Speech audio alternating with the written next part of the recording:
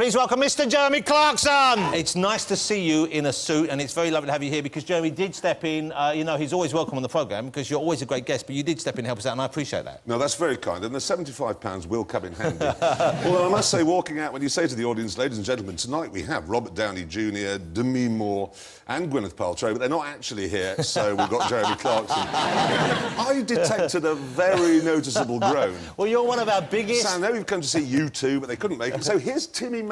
Sort of noise. He was... We did call him before you, but even so... Oh, no. Now, is it true? I've read online some people are trying to blame Top Gear. They try and blame Top Gear for most things, it seems, but they're trying to blame Top Gear for the volcano going off in Iceland. I have to suppose it's fair enough. We are entirely responsible. We, honest, genuinely did do it. How did you do it? No, we did. How? Why? When it first started sort of smoking, we thought it'd be quite good fun to go up there and drive over it. You know, how far? Yeah. So, obviously it's quite dangerous, so we sent James May to go up there, and he drove onto it, and the tyres actually caught fire. I mean, he was driving over the lava, and then, bugger me, and that was it, no more air travel. So James May is responsible. James May? No, and there really is. I mean, there's no way out of that. I mean, the Daily Mail inevitably rang up and said, you've done it. So we just thought, well, that's the only thing we can do is go, yes, we have. Now, were you affected by the volcano? You said you were away. Were you away? I was in Poland when it went off, or Berlin, somewhere, not here anyway. But it was the most fantastic day. I was with James and Richard, actually. We'd been filming out there, and it was a really entertaining day, sort of ricocheting from various European capital to European capital. And we got back, but only about 6 hours after we would have got back had we just flown normally. So not really a very exciting story, unfortunately. So you didn't really, but you weren't caught up in the whole chaos then? Yeah, we were caught up in the chaos. There was the most marvellous, well, rather pitiful scene, really, at Charles de Gaulle Airport that we got to just before it shut. And that car hire place was just absolutely... You know, there was nothing left, although we had said to the car rental company, I can't name, beginning with H, the first time I've ever done this, listen, if you don't save us a car, we will unleash the forces of hell on you. This is Top Gear, so just pay attention. So there was just one car left in the car park. So what was the car? What did you get? Was it a performance? Awful thing. No, dreadful. Sort of Ford diesel of some sort. Now, hold on. When you guys are together, if I'm out with friends and we're driving, when I'm driving, I always am the one who drives us back because I don't drink, OK? When you're out, if you're out with Richard and with James, is there a degree of competition, if you're all sober, as to who will get to drive? Do you all want to drive? No, that was the very funny thing. As soon as we realised, after quite a hectic day's filming, and then we'd been to 5 European countries, we quickly realised that one of us was going to have to drive that last leg. That was going to have to be done in a car. And it just became a competition to see who could drink the most. So they couldn't drive. And because Hammond's quite small, he'd only had one beer by the time we got there, and it was down to him. So he had to drive you back? He had to drive us back, but he's so law-abiding. Oh, God, it's just got to do it. We really got to get to Calais in a big hurry. You've really got to... Oh, I don't want to get caught speeding. You're a presenter on Top Gear, for God's sake. No, there's 80 miles an hour, which is the speed limit, all the way up there. Yeah, but 80 miles an hour, this is the bloke who almost blew himself up on a rocket ship or something. Yeah, no wonder he he wants didn't. to take That was the critical point. He didn't actually kill himself. The least sympathetic friend anyone could have. 80 miles an hour, so we're never going to get back.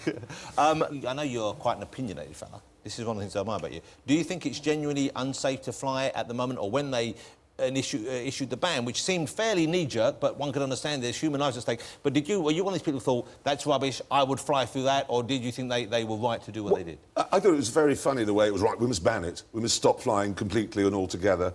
Well, this terrible ash cloud we could all see. No, wait, couldn't see, but anyway, it was there. So we're going to do that. And then the airlines, after a while, went, look, we've looked at this, and it's costing us a lot of money, and as a result of that, it's now safe to fly, and so we're flying through it now, and it's somehow fine. Truth be told, a little bit of research I did into it, and it was nonsense. It can't bring a plane down. It really can't bring a plane down. But didn't it bring a plane down once? I read somewhere that years ago it brought a plane down. No, it did, because if you fly... You know, there's pictures on the news. I mean, yeah. You see that it looks scary where it is. Oh, yeah, if you flew into that, yes, then all of that will go into the engines, and you'll make sulphuric acid. That's bad for an engine, sulphuric. I mean, I'm not a chemist, I just know... there's a car near Ejikafokakal. It's probably James May, but no, if you flew into that cloud, then you would get a lot of glass forming on the inside of the engine, a lot of sulphuric acid, and that would be the end of that. Yeah. So that's not good. But if you fly just to the left of it, See the blue bit? Yeah. You'll probably be OK. But, Jeremy, planes can't be... They're not steered like cars, no, are they? you see, they do have steering wheels. Do they? You can see... You Not can't actually, see it. Yeah, but you've got to... You can. Okay. You can, honestly. OK.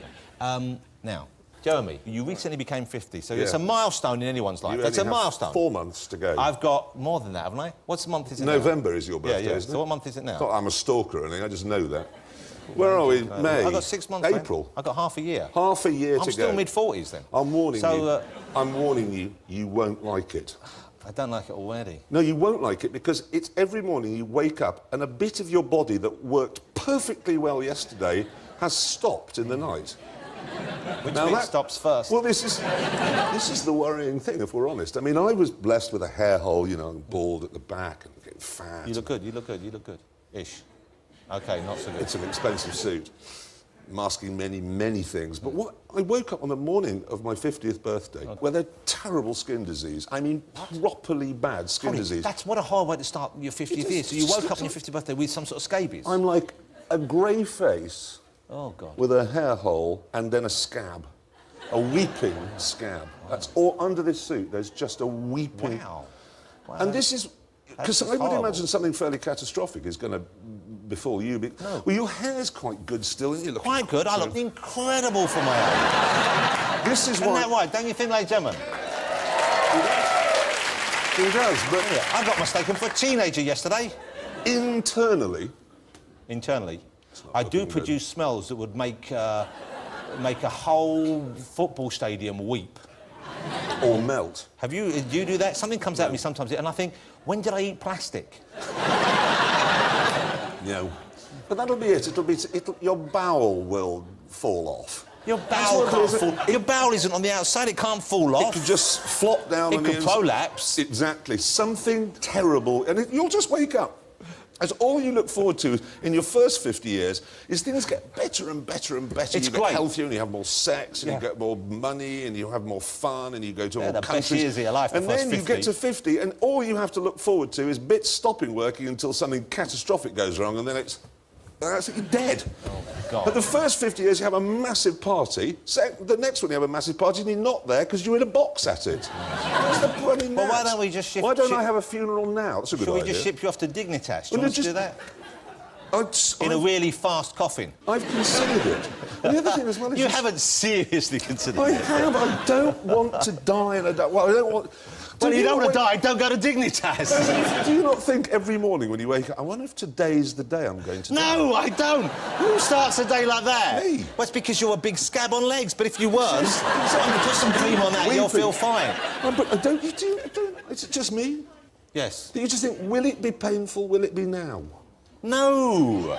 Why this? But look at it this way, Jeremy. Here's the thing. I'm an optimist in life, OK? And I'm a fairly cheery bloke, OK? And when I wake up in the morning, sometimes I think, yeah, OK, maybe I feel a bit down. I look in the mirror and I say, take that frown, turn it upside down. OK? Have a nice day. Because if you might want to remember that, because if you go through life feeling down and all, old EO over there, I grumpy should be boots... lying down like this, ready for this, isn't I? Then that's It's no... long enough, I then can't. don't spread your disease all over the couch. We can the whole thing is a scabies zone now. Say it with me. Say, take that frown, turn it upside down. Say, see how it feels. Take the fountain upside down. No. Take that frown, turn it upside down. Ready? 1, 2, 3. Take that fountain. No, not fountain. Frown. You ready? Frown. Okay. Frown. Take that frown. Like old Eeyore face there. Now Take listen. that Here we go. frown. Shh, calm down. Listen. On the count of 3. This could be quite a major turning point in your life, Clarkson. And for this, there is no charge. 1, 2, 3. Take that frown, turn it upside down. Doesn't that feel better?